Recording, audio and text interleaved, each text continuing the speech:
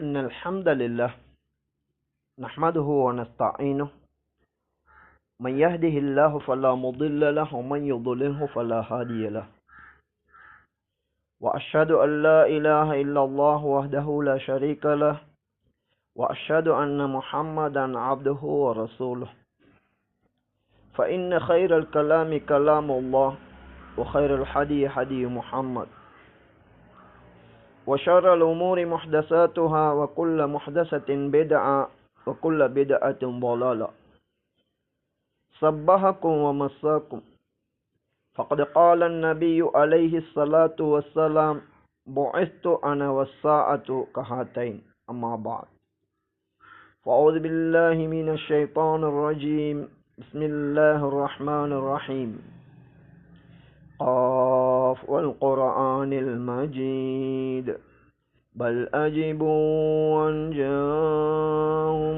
منذر منهم فقال الكافرون هذا شيء عجيب نحن أعلم بما يقولون وما أنت عليهم بجبار فذكر بالقرآن من يخاف وعيد.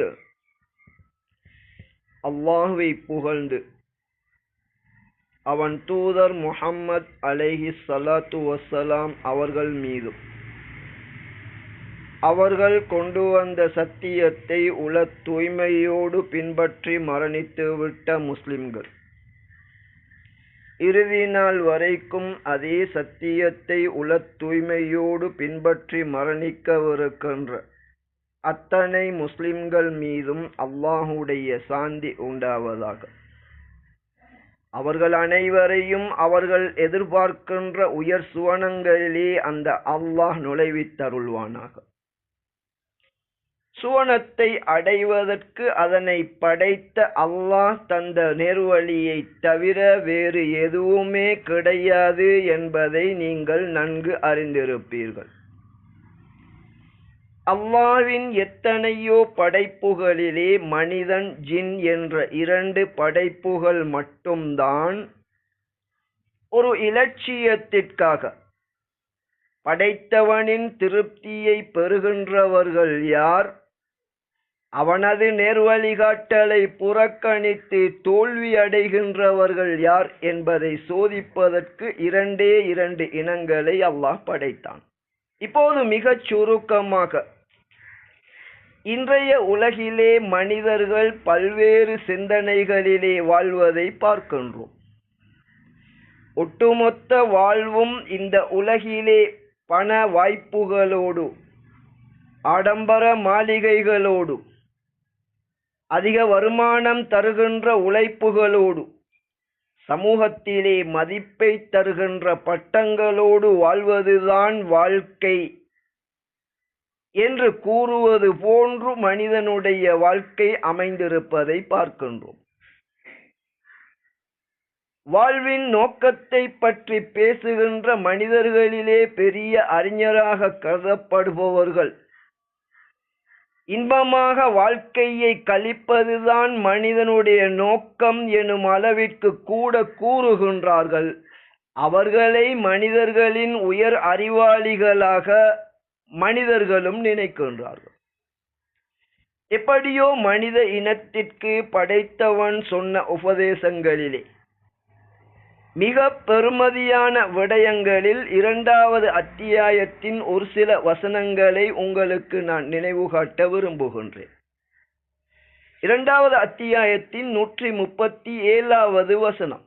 மிக பெரும்பாலும் குறிப்பாக நபியின் உம்மத்தினர் என கூறுகின்ற கலிமா சொல்லுகின்ற எமது சமூகம், ஒட்டுமொத்த மனித இனமும் படிக்க வேண்டிய வசனமாக இருந்தாலும் படைத்தவனின் திருப்தியை பெற வேண்டும் எனும் நோக்கிலே வாழுகின்ற எமது சமூகம் நாம் மிக கவனமாக இந்த வார்த்தைகளை கவனிக்க வேண்டும்.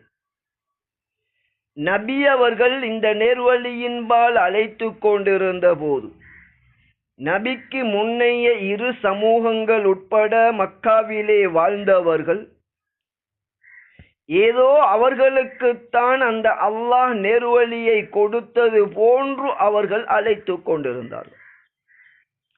இப்போது அந்த சமூகத்தை நோக்கி நபியின் நாவினால் அல்லாஹ் கூறுகின்றான், ஃபஇன் ஆமனு பிமிஸ்லிமா ஆமன்தும் பிஹி. இந்த வசனத்தை மிக நன்றாக நாம் கவனித்துக் கொள்ள வேண்டும். ஏனென்றால் குர்ஆன் சுன்னாவை பின்பற்றுகின்றோம் என கூறுகின்ற ஒரு பெரும் சாரார் கூட இந்த குர்ஆன் வசனத்தை தப்பும் தவறுமாக விளங்கி இருக்கின்றார்கள், விளக்கப்படுத்துகின்றார்கள். வஹி அல்லாத நபிக்கு பிறகு வாழ்ந்த மனிதர்களுடைய வாழ்க்கையும் இஸ்லாம் தான் என்ற ஒரு கருத்தை புகுத்துவதற்கு இந்த வசனத்தை பிழையாக பயன்படுத்துகின்றார்கள். எப்படியோ கண்ணியமிக்க அல்லாஹ் கூறுகின்றான், ஃபஇன் ஆமனு பிமிஸ்லிமா ஆமன்தும் பிஹி. எதனை கொண்டு நீங்கள் விசுவாசம் கொண்டீர்களோ அதே போன்று அவர்களும் விசுவாசம் கொண்டால் ஃபகத் இஹ்ததவ், நிச்சயமாக அவர்கள் நேர்வழி பெறுவார்கள். வஇன் தவல்லவ், அவர்கள் புறக்கணித்து விட்டால் ஃபஇன்னமா ஹும் ஃபீ ஷிகாகின் ஃபஸயக்ஃபீகஹுமுல்லாஹ் வஹுவஸ் ஸமீஉல் அலீம். இவ்வாறு எதனை கொண்டு நீங்கள் ஈமான் கொண்டீர்களோ அதனை கொண்டு ஈமான் கொள்வதிலிருந்து அவர்கள் பின்வாங்கிவிட்டால் அவர்கள் தூரமான வேறு ஒரு பிரிவிலே இருக்கின்றார்கள். அவர்களுக்கு அல்லாஹ்வே போதுமானவன், அவன் அனைத்தையும் செவியுறக்கூடியவன், யாவற்றையும் அறிந்தவன் என்று அல்லாஹ் கூறுகின்றான். எங்களுடன் சமகாலத்திலே வாழ்ந்து மறைந்த ஒரு மனிதர், ஓஷோ என்ற ஒரு மனிதர், உலகிலே பெரும் தத்துவங்களை படித்த ஒரு சமூக விஞ்ஞானியாக கருதப்படக்கூடியவர். மனிதன் படைக்கப்பட்ட நோக்கமே கிடையாது, உலகிலே இன்பமாக வாழுவதுதான் வாழ்க்கை என கூறி மனிதனுக்கு இலட்சியமில்லை, பொதுவாக ஒவ்வொரு மனிதனுக்கும் அவனது உள்ளங்களிலே சில விடயங்கள் ஆசையூட்டப்பட்டுள்ளன என்றும் அல்லாஹ் கூறுகின்றான். நான் ஆரம்பத்திலே கூறியது போன்று பணம், குடும்பத்தின் பிள்ளைகள், அதிகமான பிள்ளைகள், தங்கம் வெள்ளி போன்ற சொத்துக்கள், கால்நடைகள், விவசாயம் போன்ற சொத்துக்கள், இவற்றிலே மனிதனின் உள்ளம் ஆசை கொண்டதாக இருக்கின்றது என அல்லாஹ் கூறுகின்றான். இப்போது சமூக விஞ்ஞானி என்ற உயர் பட்டம் பெற்ற இந்த ஓஷோ என்ற மனிதர், துறவறம் என்ற ஒன்று நீங்கள் அறிந்திருப்பீர்கள், இதுபோன்ற இன்பங்களை துறந்து வாழ்வதுதான் துறவற வாழ்க்கை. ஆனால் இந்த மனிதன் இஸ்லாம் உட்பட அனைத்து மார்க்கங்களையும் புறக்கணித்த இவர், மனிதனின் அறிவீனத்தின் மிகப்பெரிய அடையாளம் துறவறம் என்றாலே இன்பங்களை துரத்தலாகும். ஆனால் குடும்ப வாழ்க்கை வாழுகின்ற ஒரு மனிதனை விட எல்லை இல்லாமல் பெண்களை அனுபவிப்பது முதல் முழு உலகத்தையும் அனுபவித்துக் கொண்டு நான் வாழுகின்ற வாழ்க்கைதான் துறவற வாழ்க்கை, மனிதன் படைக்கப்பட்டதில் எந்த நோக்கமும் கிடையாது, அவன் உலகிலே மகிழ்ச்சியாக வாழுவதுதான் மனிதனின் நோக்கம் எனும் அளவிற்கு மக்களில் இந்த மனிதர் கருத்தை பரப்பினார்.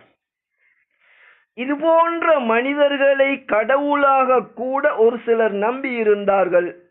எப்படியோ நபியின் காலத்திலும் இது போன்றவர்கள் படைத்தவனிடமிருந்து வந்த சாட்சியங்களை சிந்திக்காமல் அவர்கள் இருக்கின்ற தவறான கொள்கைகளின்பால் அழைத்து கொண்டிருந்தார்கள்.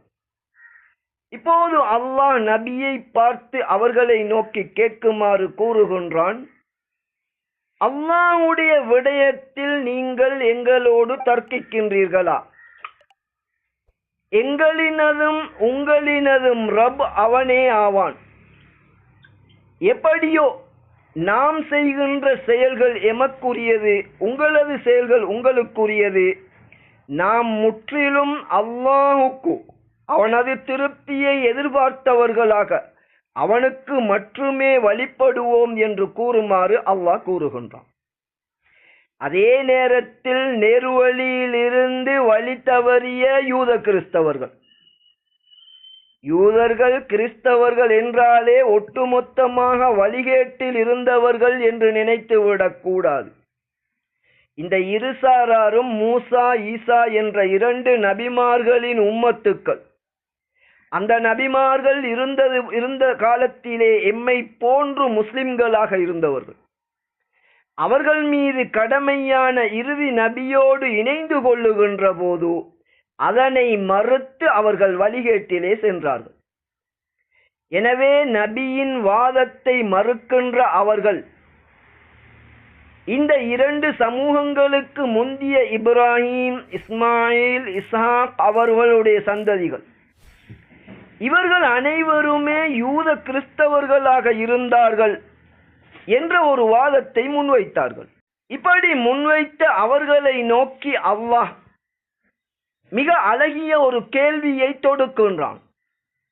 அஅன்தும் ஆலமு அமில்லாஹ், நீங்கள்தான் அதிகம் அறிந்தவர்களா அல்லது அல்லாஹ் அதிகம் அறிந்தவனா என்ற ஒரு கேள்வியை அல்லாஹ் தொடுக்கின்றான்.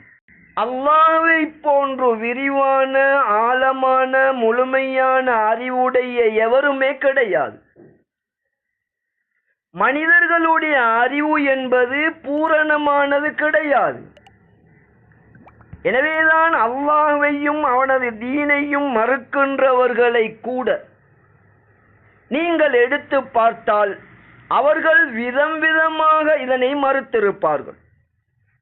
ஓஷோ என்ற ஒரு மனிதர் வாழ்விற்கு நோக்கமே கிடையாது, எந்த ஒரு கொள்கையும் கிடையாது என கூறுகின்ற அதே நேரம் தென்னிந்தியாவிலே வாழ்ந்த மற்றொரு ஞானி பெரியார் என்று குறிப்பிடப்படுகின்ற இந்த மனிதர் கடவுளின் பெயரால் அநீதங்கள் நடப்பதால் கடவுளை இவர் மறுத்தார். அதே நேரம் உண்மையான ஒரு கடவுள் இருப்பான் என்றால் முஹம்மத் கூறுகின்ற அல்லாஹ்தான் அந்த கடவுளாக இருக்க முடியும் என்ற உண்மையை ஏற்றுக்கொண்டார். சுருக்கம் நாம் புரிந்து கொள்ள வேண்டிய விடயம், மனிதர்களை படைத்த அல்லாஹ்தான் மனிதனை ஏன் படைத்தான் என்பதை அறிவான். மனிதனும் ஜின்னும் படைக்கப்பட்டதற்கு முக்கிய காரணம் இருக்கின்றது. மனிதர்களும் ஜின்களும் விரும்புகின்ற முழு இன்பகரமான வாழ்க்கை. இந்த வாழ்க்கையை இலவசமாக மனிதனுக்கு கொடுத்த போது மனிதன் அதனது பெருமதியை உணரவில்லை. படைத்தவனுக்கு வழிபட வேண்டிய அவசியத்தை உணரவில்லை. படைத்தவனுக்கு மாறு செய்யப்பட்டது. எனவே சுவனத்திலிருந்து அல்லாஹ் வெளியாக்கினான். இலவசமாக கிடைத்தது இனிமேல் இலவசமாக உங்களுக்கு கிடைக்காது. படைத்தவனின் திருப்திக்காக நீங்கள் அழிந்து போகின்ற உலக வாழ்க்கையிலே வாழ வேண்டும். அதிலே யாரெல்லாம் இவ்வாறு படைத்தவனின் திருப்திக்காக மனது ஆசைப்படுகின்ற தவறான காரியங்களை ஒதுக்கி வைத்துவிட்டு கண்ணியமிக்க சிறப்பான ஒரு வாழ்க்கைக்குரிய அல்லாஹ்வுடைய வாழ்க்கையை யாரெல்லாம் கடைபிடிக்கின்றார்களோ அவர்களுக்கு மட்டும்தான் அந்த சுவனம் கிடைப்பதாக அல்லாஹ் கூறுகின்றான். சுருக்கமாக நாம் புரிந்து கொள்ள வேண்டும், மனிதன் போதிய அறிவு இல்லாமல் இந்த உலக வாழ்வை பற்றி சரியாக புரிந்து கொள்ளாமல் நிரந்தர இன்பத்தில் வாழ முடிவதற்கு தரப்பட்ட ஒரே ஒரு சந்தர்ப்பத்திலே அவன் தவறிழைத்துக் கொண்டிருக்கின்றான். ஒவ்வொரு மனிதனும் கண்டிப்பாக தெரிந்திருக்க வேண்டிய விடயம், மனிதர்களை விட அல்லாஹ் என்ற படைப்பாளன் அவனுடைய அறிவுதான் பூரணமானது.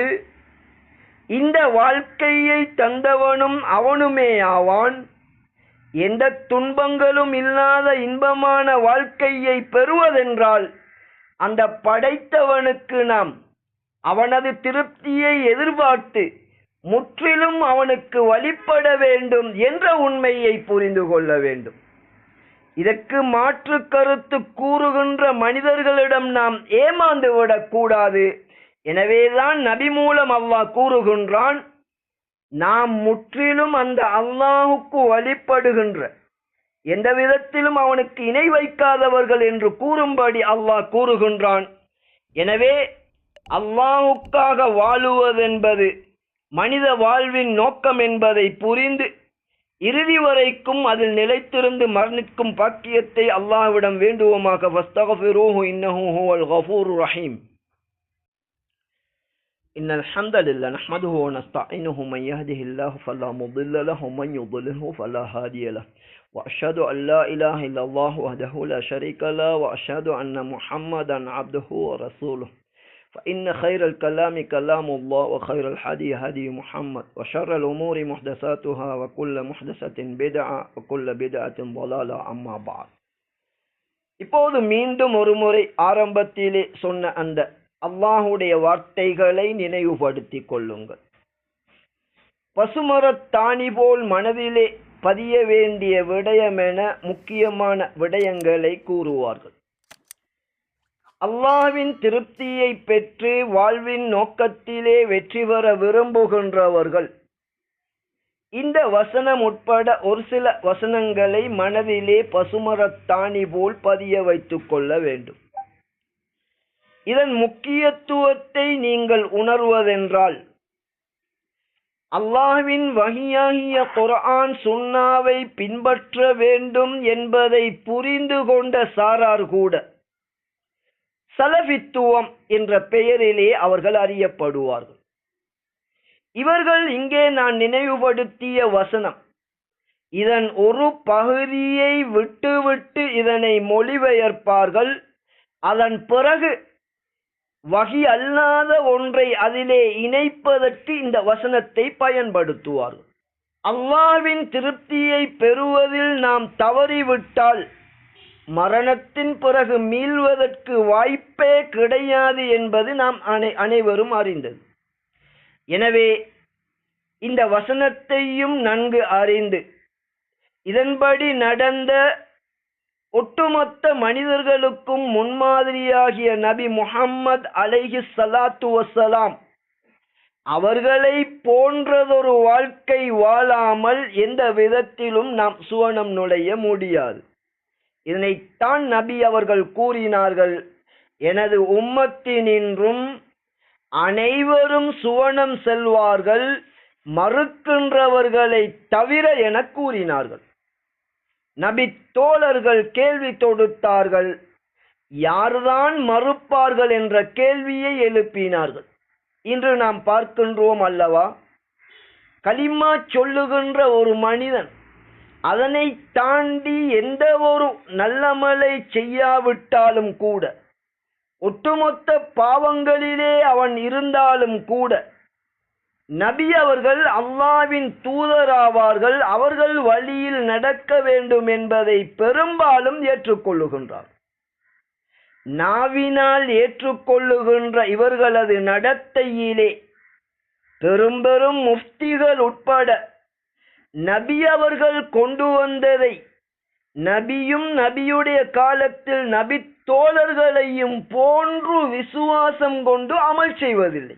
எனவே நபி அவர்கள் கூறினார்கள், யார் என்னை பின்பற்றுகின்றானோ அவன் சுவனம் நுழைவான், மற்றவர்கள் மறுத்தவர்கள் என நபி அவர்கள் கூறுகின்றார்கள். சுன்னா எனும் போது சுன்னாவிலே பல விடயங்கள் இருக்கின்றன. அடிப்படை முக்கிய விடயம் ஒன்று அடிக்கடி அல் குர்ஆனிலே கூறப்படுகின்றது. வஹியை பின்பற்றுவதற்காக நபியுடைய காலத்தில் நபியும் நபி தோழர்களும் ஒன்றுபட்டு ஒரு இமாமின் கீழ் ஒரு கூட்டமாக வாழ்ந்தார்கள். இது சுவனம் செல்லுவதற்கு நிபந்தனையாகும். சுவனம் செல்பவர்கள் ஒரு கூட்டமைப்பாக இருப்பார்கள். இப்போது இந்த வசனத்தை பாருங்கள். ஃபைன் ஆமனு, அவர்கள் விசுவாசம் கொண்டால். எதனை விசுவாசம் கொள்ள வேண்டும்? எப்படி விசுவாசம் கொள்ள வேண்டும்? பிமிஸ்லி மா ஆமந்தும் பிஹி, நீங்கள் எதனை விசுவாசித்தீர்களோ அதே போன்று விசுவாசம் கொண்டவர்கள். நபியுடைய காலத்தில் வகி அல்லாத ஒன்றை பின்பற்றுகின்ற பழக்கம் நபியிடமோ நபி தோழர்களிடமோ இருக்கவில்லை. வகியை பின்பற்றுகின்ற ஒவ்வொருவரும் நபியின் தலைமைத்துவத்திலே ஒன்றுபட்ட ஜமாத்திலே இருந்தார்கள். இது இரண்டு அடிப்படை விடயங்கள். வானத்திலிருந்து இறக்கப்பட்டது என்பது இஸ்லாத்தின் சிறப்பம்சங்களிலே ஒன்று. நபி மரணிக்கும் வரைக்கும் இல்லாத ஒன்று இந்த இஸ்லாத்திலே நுழைய முடியாது. நபியுடைய காலத்தில் இருந்த ஒன்று மறுக்கப்பட முடியாது. எனவே அந்த நபியும் நபியுடைய காலத்தில் நபி தோழர்கள் இவர்கள் எதனை கொண்டு எப்படி ஈமான் கொண்டார்களோ அதே போன்று ஈமான் கொண்டால் அவர்கள் நேர்வழி பெறுவார்கள் என அல்லாஹ் சொல்லுகின்றான். எனவேதான் நபி அவர்களும் நாவினால் அல்லது மனதிலே என்னை பற்றிய நம்பிக்கை மட்டும் போதுமானதல்ல, எனது உம்மத்தினின்றும் ஒவ்வொருவரும் சுவனம் நுழைவார்கள், ஆனால் மறுத்தவர்களை தவிர என கூறினார்கள். எமது சமூகத்தில் நபியை மறுப்பதென்பது மிக குறைவு. எனவே நபி அவர்களை நோக்கி கேட்டார்கள், யார் மறுப்பார்கள்? இப்போது நபியுடைய விளக்கத்தின்படி, எமது விளக்கம் அல்ல, நபியின் விளக்கத்தின்படி நபியை பின்பற்றுவதுதான் நபியை நம்புவதன் உண்மையான வடிவம். நபியை பின்பற்றுவதைத்தான் சுன்னா என கூறுகின்றோம். ஒட்டுமொத்த சுன்னாவிலே முதலில் இருக்க வேண்டியது வஹியை பின்பற்றுவதற்காக ஒரு இமாமின் கீழ் யாரெல்லாம் ஒன்றுபட்டு ஒரு ஜமாத்தாக இருக்கின்றார்களோ அவர்களோடு இணைந்து கொள்வதென்பது. அப்படி இணையாதவரை அவர் நபியை போன்று வாழவில்லை. நபியும் நபியுடைய காலத்தில் நபி தோழர்களும் ஈமான் கொண்டது போன்று ஈமான் கொள்ளவில்லை. எனவே இறுதியாக தெளிவாக புரிந்து கொள்ளுங்கள், நபியும் நபி தோழர்களும் வஹியை பின்பற்றுவதற்காக ஒரு இமாமின் கீழ் ஒன்றுபட்டிருந்தார்கள். இப்படி ஒன்றுபடாதவர்கள், இப்படி ஒன்றுபடும் வரைக்கும் அவர்கள் நேர்வழி பெறவில்லை என்று அல்லாஹ் மிக தெளிவாக கூறுகின்றான். எனவே நபியும் நபியுடைய காலத்தில் நபி தோழர்களும் வாழ்ந்தது போன்று அவர்கள் எப்படி ஈமான் கொண்டார்களோ அதுபோன்று ஈமான் கொண்டு நேர்வழி அடையும் பாக்கியத்தை அல்லாஹ் எமக்கு தர வேண்டும். இப்படி நேர்வழி அடைவதுதான் மனித வாழ்வின் நோக்கமாகும். நேர்வழியில் வந்த நாம் அல்லாஹ்வின் திருப்திக்காக நற்செயல்களை அதிகம் அதிகரித்து மரணத்தின் பின்னர் பெரும் வாய்ப்பு வசதிகளோடு வாழுவதுதான் புத்திசாலித்தனமாகும். அது நிலையான உழைப்பாகும். அல்லாஹ்வின் திருப்திக்காக மரணம் வரைக்கும் உழைக்கின்ற நேர்வழி பெற்ற முஸ்லிம்களாக மரணிக்கும் பாக்கியத்தை அல்லாஹ் இம் அனைவருக்கும் தந்தருள்வானாக. அகூலு ஹாதா வ அஸ்தக்ஃபிருல்லாஹ லி வ லிசாயிரில் முஸ்லிமீன வல் முஸ்லிமாத்.